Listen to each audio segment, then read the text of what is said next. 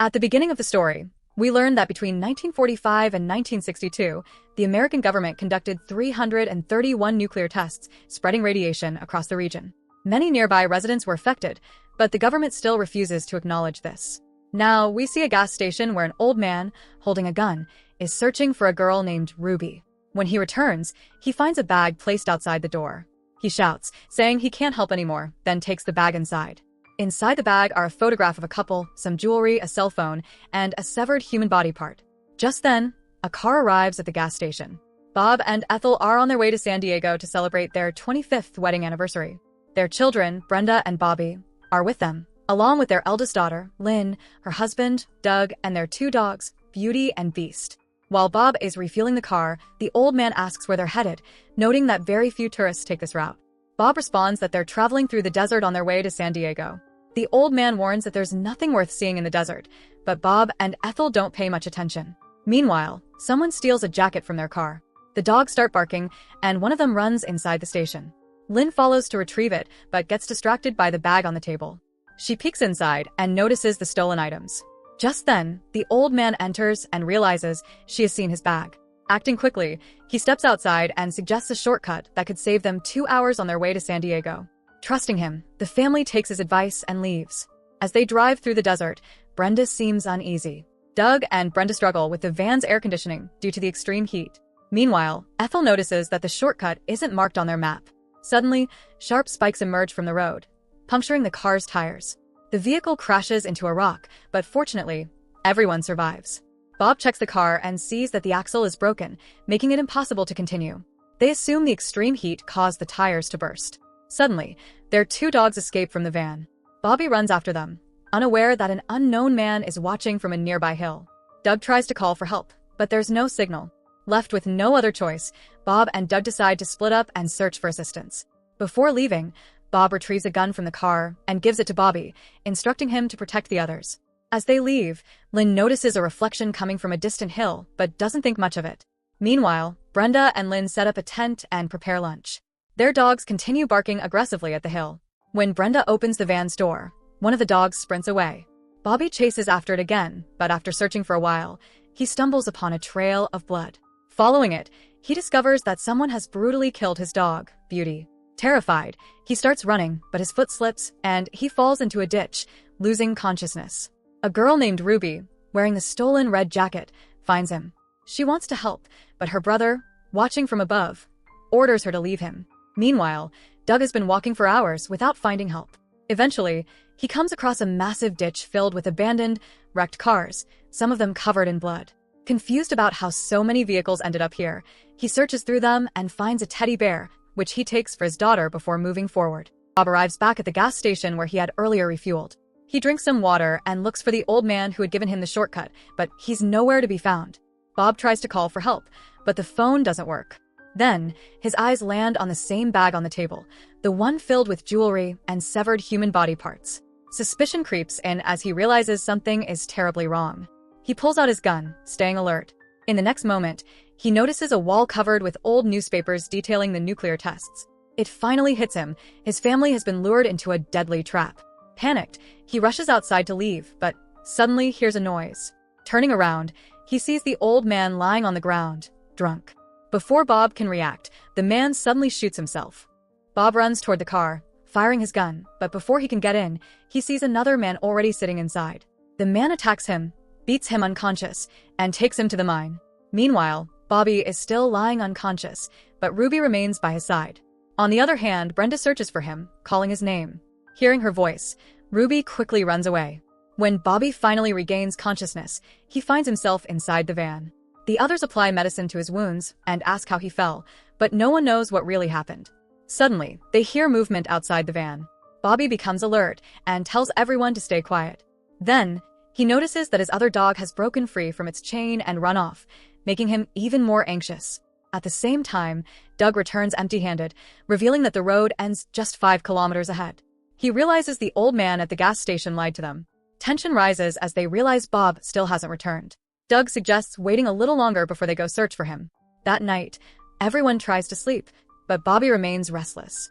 Still shaken from the accident, he goes outside to look for his dog. Meanwhile, Two strange-looking men sneak inside the van. Moments later, Bobby rushes to Doug, terrified. He tells him that someone is hiding nearby and that they killed his dog, but he didn't tell the others because he didn't want to scare them. Just then, they hear Bob's agonizing screams. He is being burned alive by the cannibals. Everyone runs to save him, but inside the van, the two intruders attack Brenda. Doug and the others try desperately to put out the fire, but they are too late. Bob dies in agony. Lynn hears Brenda's screams and rushes back to the van, only to find her daughter in the hands of the terrifying men. She fights back, but one of them points a gun at the little girl. Just then, Tulsa arrives, but he is shot. Lynn attacks the man, but she, too, is shot. Hearing the gunfire, Doug and Bobby run toward the van. Bobby fires at the attackers, but they manage to escape. Doug then realizes his daughter is missing, and his wife, Lynn, is dead. Tulsa, gravely wounded, also doesn't survive. Now only Bobby, Doug, and Brenda remain. They are terrified and have no idea how to escape. Meanwhile, a cannibal watching them from a distance is suddenly attacked and killed by Bobby's dog, Beast. Bobby, overwhelmed with rage, nearly charges outside to kill the rest of them, but Doug manages to stop him. Suddenly, they hear noises at the van's door. Fearing the worst, they cautiously open it, only to find Beast standing there. The dog has not only killed one of the attackers, but has also brought back his walkie-talkie. Doug picks up the device and hears his daughter crying on the other end. He demands to know what they want. A chilling voice replies, "Jupiter will destroy everything." The next morning, Doug sets out toward the hills to find his daughter, with Beast leading the way. They eventually reach a tunnel filled with human graves. On the other side, Doug discovers a small settlement hidden in the mountains, likely the home of the cannibals. Back at the van, Brenda sets a car tire on fire, hoping the smoke will attract help. Meanwhile, Bobby sets a trap using fishing line. Doug, now inside the village, notices a sign indicating that this place was once a nuclear testing site. Due to excessive radiation, it was abandoned long ago.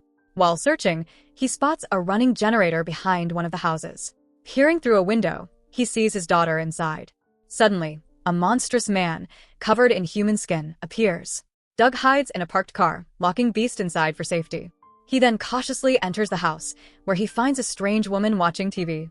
He tries to sneak away with his daughter, but the woman suddenly attacks him. Meanwhile, Brenda and Bobby retrieve the bodies of their mother and sister from the forest and place them in the car, setting a trap for their attackers. When Doug regains consciousness, he finds himself locked inside a metal container. He struggles and eventually manages to escape. As he moves through the eerie settlement, he hears someone humming. Following the sound, he finds a deformed man in a wheelchair with an abnormally large head. Desperate, Doug demands to know where his daughter is. The man calmly replies, "I don't know. I never leave this house." "I'm afraid you're responsible for our condition," the deformed man says. "You threw us out of the city and killed our family members. When we hid in the mines, you bombed us again, leaving us like this." Suddenly, another man attacks Doug. He struggles to escape, but at the same time, Beast breaks free from the car and attacks the man. Doug quickly hides in a room, but his pursuer finds him. The man grabs Doug's hand and brutally cuts off 2 of his fingers. In excruciating pain, Doug retaliates by stabbing a screwdriver into the man's leg and then kills him with an axe. Another attacker approaches the house, but Doug manages to kill him too. Meanwhile, Beast attacks and kills the man in the wheelchair. Doug continues his search for his daughter and enters another house. Inside, he finds 2 children playing. They are the offspring of these same bloodthirsty people. However, his daughter is not there. At that moment, another man grabs a knife and moves to kill the little girl. Ruby tries to stop him, but he pushes her away. As he lifts the cloth to strike, he instead finds a pickaxe hidden beneath it. Ruby's doing. Realizing he has been tricked, he turns toward Ruby in anger. Doug, hearing his daughter's cries, spots Ruby running away with her. Meanwhile, Brenda and Bobby's traps reveal the enemy's arrival. Bobby moves forward with a gun, but he is horrified to see that his mother's body is missing from the car. Moments later, he spots a man eating her remains. Enraged, Bobby fires at him, but he soon runs out of bullets. Thinking fast, Brenda releases LPG gas inside the van. She and Bobby quickly take cover behind a rock. When the intruder opens the van's door, the trapped gas ignites, triggering a massive explosion that kills him instantly. Back on the other side, Doug intercepts Ruby, who is fleeing with his daughter. Ruby hesitates, then begins to return the child to him. Just then, the man from earlier attacks Doug, beating him brutally. This time, however, Doug manages to grab a gun and shoot him. He takes his daughter back, but the man, still alive, prepares to fire at them. Before he can pull the trigger, Ruby makes a sudden decision. She tackles him and jumps into a deep ditch, sacrificing herself to save Doug and his daughter. Meanwhile, Brenda and Bobby finally manage to kill the man named Jupiter.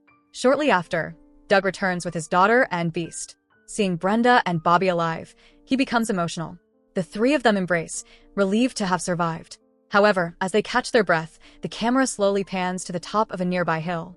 A shadowy figure is watching them. Someone is still alive. And with that, the movie comes to an end. So that's it. Hope you enjoy the story. Subscribe and press the bell icon for more videos.